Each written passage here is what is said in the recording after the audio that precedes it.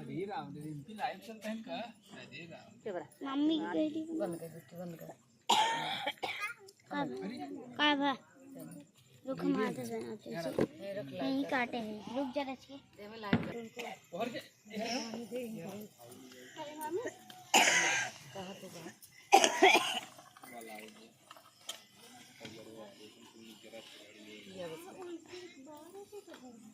इधर खड़ी के इधर लाइव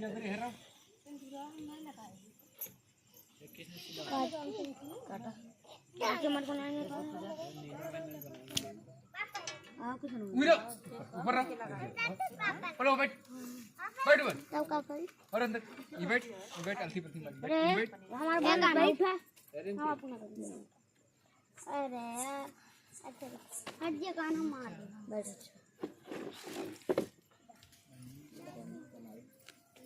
रंग फुल हां कहां ये देखो भैया फुल चार जने की जरूरत हट बे उधर चल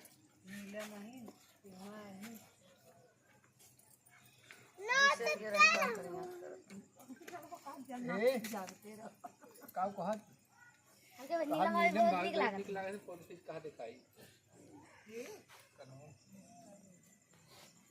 हां यार बना तो वीडियो देखो हटते रे तुमने कान हो देखो पड़ी ना माना था करवा चौथ व्रत कथा। देवराज यह व्रत अति प्राचीन है। इसका प्रचलन हमारा भारत से भी पूर्व का है। यह व्रत अपने सुहाग पति की दीर्घायु के लिए रखती है। कहा जाता है इस पांडवों की पत्नी द्रौपदी ने भी किया था। यह व्रत कार्तिक कृष्ण पक्ष को चंद्रदेव चतुर्थी में किया जाता है। व्रत की विधि कार्तिक मास के कृष्ण की चतुर्थी को करवा चौथ कहते हैं। सुहागवती स्त्रियों के लिए यह बहुत ही श्रेष्ठ व्रत है। स्त्रियां इस व्रत को पति के दीर्घजीवी होने के लिए करती हैं। इस दिन सुहागिन स्त्रियां चावल पीसकर दीवार पर करवा चौथ बनाती हैं, जिसे व्रत कहते हैं। इस करवा चौथ में पति के अनेक रूप बनाए जाते हैं तथा सुहाग की वस्तुएं जैसे चूड़ी, बिंदी, बिछुआ, मेहंदी और मुहावर आदि के साथ साथ दूध देने वाली गाय, करुआ बेचने वाली कुम्हारी, महाकुआर लगाने वाली नाई, चूड़ी पहनाने वाली मनिहारिन, सास माई और उनकी इकलौती बहन, सूर्य, चंद्रमा, गौरा और पार्वती आदि देवी देवताओं के भी बनाए जाते हैं। सुहागिन स्त्रियों को इस दिन निर्जल व्रत रखना चाहिए। रात्रि को जब चंद्रमा निकल आए तब उसे अर्घ्य देकर भोजन करना चाहिए। पीली मिट्टी की गौरा बनाकर उसकी पूजा करनी चाहिए। यदि दीवार पर करवा चौथ बनाने में कोई असुविधा हो तो करवा चौथ का चित्र बाजार से लाकर दीवार पर चिपकाया जा सकता है। करवा चौथ व्रत कथा।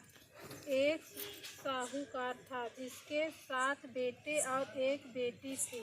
7 भाई व बहन एक साथ बैठकर भोजन करते थे। एक दिन कार्तिक की चौथ का व्रत आया।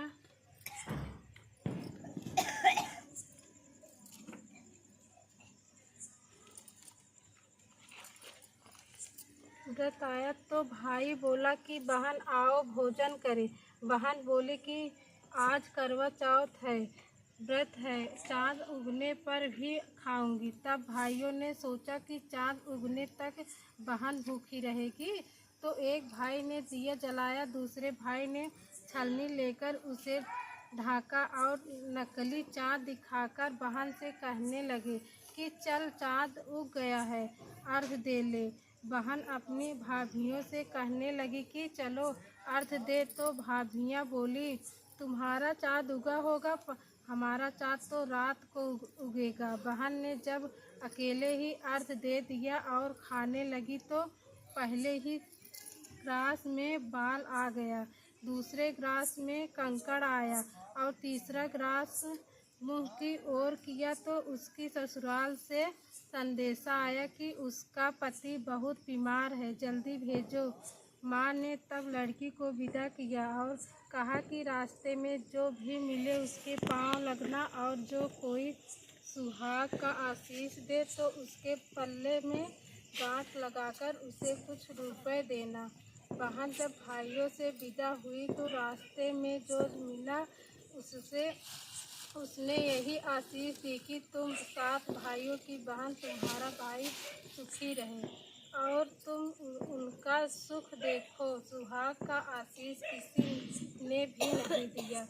जब वह ससुराल पहुंची तो दरवाजे पर उसकी छोटी ननद खड़ी थी। वह उसके भी पांव लगी तो उसने कहा कि सुहागिन रहो, सपूती हो। तो उसने यह सुनकर पल्ले में गांठ बांधी और ननद को सोने का सिक्का दिया। तब भीतर गई तो सास ने कहा कि पति धरती पर पड़ा है तो वह उसके पास जाकर उसकी सेवा करने के लिए बैठ गई।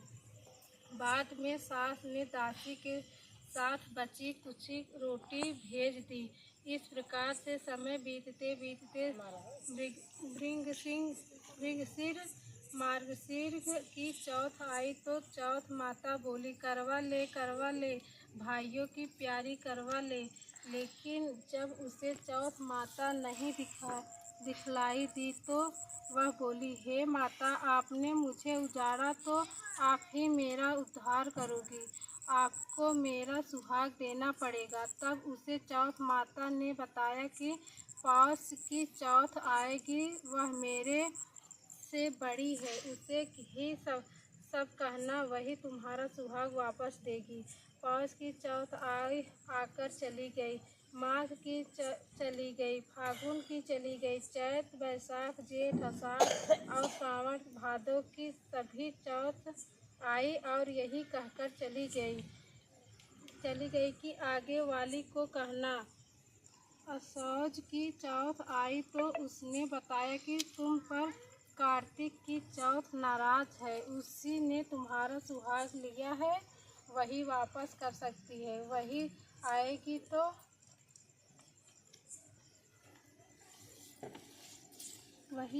तो पांव पकड़कर विनती करना, यह बताकर वही भी चली गई। जब कार्तिक की चौथ आई तो वह गुस्से में बोली, भाइयों की प्यारी करवा